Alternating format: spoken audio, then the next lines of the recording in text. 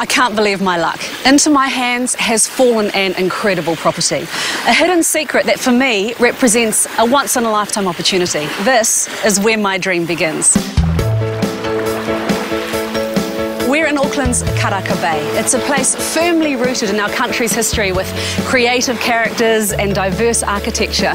It was once only accessible by boat, so it's retained its quintessential Kiwi Batch feel while being irreversibly attached to the hustle and bustle of the greater Auckland area. This is my hidden secret, nestled in the hills above the bay. This house has been treasured by the same family for 58 years, built in the 1950s.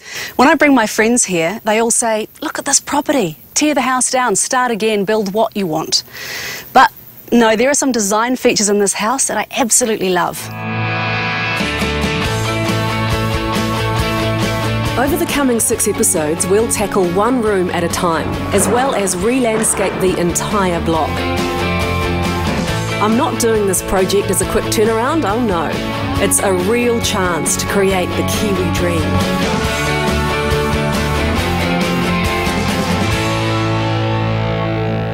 I've been thinking about all we planned.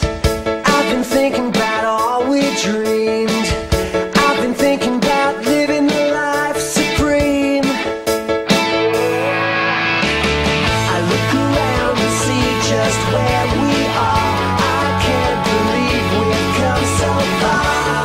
I just want to shout about it, and now there's no doubt about it. Living the Kiwi Dream.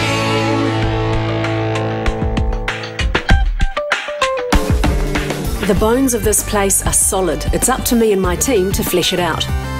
The potential is limitless. So let's take a look at the floor plan. It's 2 stories, a ground floor and a lower ground floor, and at the moment just 2 bedrooms. The master bedroom is on the ground floor, and behind it is a separate bathroom and laundry. There's a separate kitchen which flows into a dining and living room. On the lower ground floor there's a second bedroom and bathroom, and then a kind of cellar cum storage room thing, which is a bit of a useless space at the moment, but it has potential.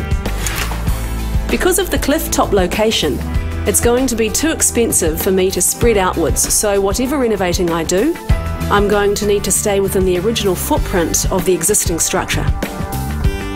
But make no mistake, I have ambitious plans for this property, and like every good renovation, I have a budget. My budget is $470,000. It sounds like a lot, but actually with what I want to achieve, it's quite a tight budget. But I've sat down with Refresh Renovations and we've allocated a portion of my budget to each key area of the project. My challenge now will be to stay within the limits we've set. Now, my budget didn't appear out of thin air. This job is far too important for that, so I've brought in the professionals from Refresh Renovations. This is Talia, and we sat down together, didn't we, Talia, and created that budget? We did, and I'm actually quietly impressed you called upon Refresh to help project manage this job for you. A lot of clients often assume that it's more of a luxury to have a project manager on renovations just like this one, when in fact 1 in 3 renovations that are undergone without a project manager often end in dispute and budget blowouts. Ooh, we don't want a budget blowout, thank you. No, not at all. So, on that note, with this in place, we've got the architects sorted, we've got the landscape designers in, we've got the building team ready to go. You've done the council consents? We've done the council consents. Big part of my job sorted, thank you so much. We are so close to beginning this renovation. I can feel it, just don't go anywhere, Talia. Meet the team. I've worked hard with Refresh Renovations to put my renovation team together. You've already met Talia Jones, my project manager from Refresh. Mike Hayward, also from Refresh, is my building project manager.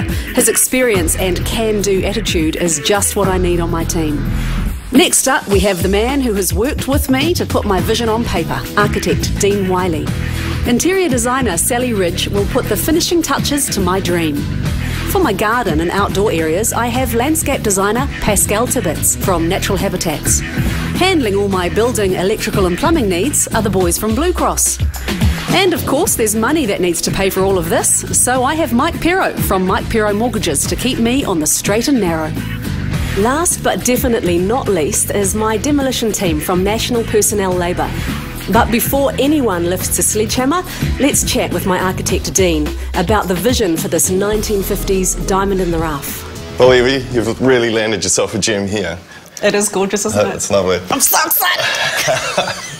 Yeah, it's designed in 1952 by Thorpe, Cutter, Pickmere and Douglas, who had won National Design Awards. They were quite eminent architects of their time, and obviously you can see leading edge architecture. Now at that time, the Harbour Bridge hadn't been built and Everest hadn't been conquered. So architecturally it's quite ahead of its time. Obviously influenced by Californian input and a little bit of Hollywood. It is very Hollywood. It's a retreat, an escape from the city. Now at the moment, to get from the living space through to the bedrooms or to the bathroom, you need to walk through the kitchen, which is something we could look at improving. The kitchen has been redone in the 80s. There's some 90s influence in the colours in the bedroom. The bathrooms appear to be original though. This is another example of this house being ahead of its time, having 2 bathrooms, one upstairs and one downstairs. But my master bedroom doesn't have an ensuite. Back when this was built, en-suites weren't much of a consideration. Today, it's pretty much expected in newer homes. So the dream I'm hoping Dean can help me achieve is to convert this bathroom into an ensuite. I'm sure it's possible. Okay, Evie, with the bathroom, there's no dilemma here at all. To achieve your dream of being able to sit in the bath and look out at the sea, we need to push the wall out to the underside of the eaves, and that way we can make this room the ensuite to main bedroom, and behind you we'll create a separate guest toilet. Can we keep any of these original tiles because they're so cool? We can possibly keep the soap holder above the bath there, and when we lift these we'll look to retain them so we can potentially use them elsewhere in the house. Great. So this is what I'm tackling first, the upstairs bedroom and bathroom. We're going to get rid of this wall to create an ensuite. And although we're staying within the footprint, we're extending the wall out under the eaves to create more space and give me a view from the bath. Lovely. So, demolition dudes from National Personnel Labour, get cracking on that wall. Alright kids, don't try this at home, eh?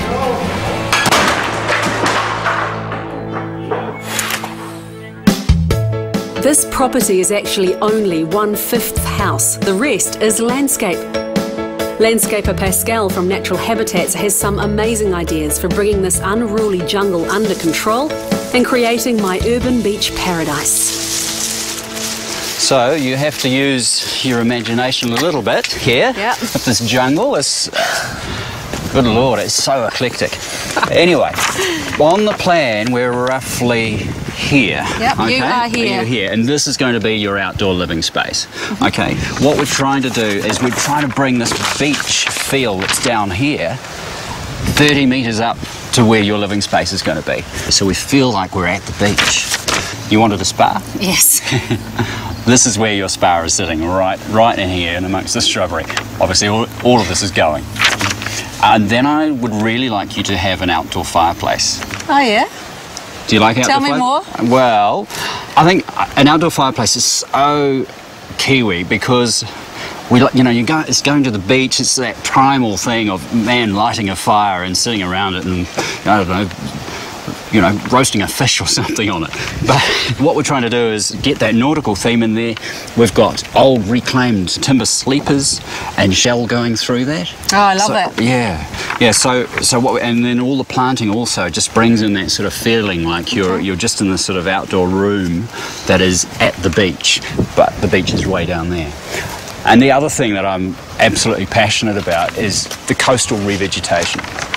It is the one property along here that is just full of exotics and odd trees and weeds and bamboo and all sorts of things like that. Is it going to be hard to get down there? A little. I think there'll be some ropes involved, and it won't be me.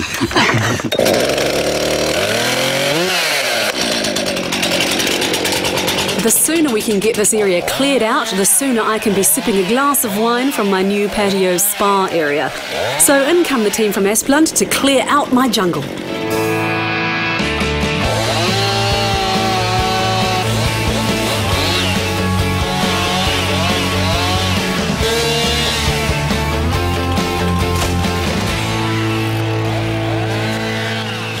There's palms planted all throughout this property. This one is a Japanese fan palm. Pretty enough, but when it comes to pulling the stuff out, all along the cane here you can see these little nasties, thorns, that if they get you, they're really going to score your skin and cause a lot of trouble. Even a little prick with these is going to give you an uncomfortable itch.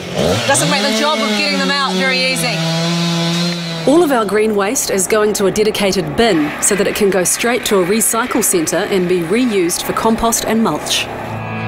After the break, I go head-to-head with my architect Dean Wiley over an agonising decision for our lounge. Stop listening to your Philistine friends, just listen to your architect.